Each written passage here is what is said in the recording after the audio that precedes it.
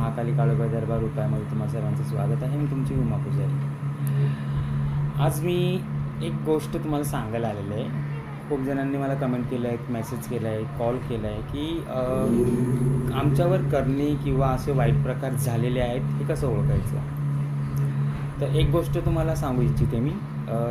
ज्या माणसावर हा प्रकार झालेला असतो, तुम्ही एक प्रयोग करून बघा.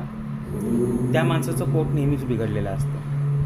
म्हणजे लूज मोशन म्हणा किंवा पोटाचे आजार हे त्याला सारखेच होतात. दुसरं आहे हृदयाचं.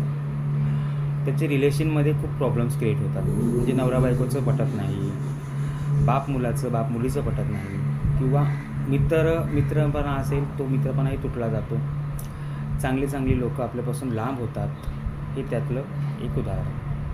घरामधलं सांगायचं झालं तर घरामध्ये त्या माणसाचं लक्ष लागत नाही.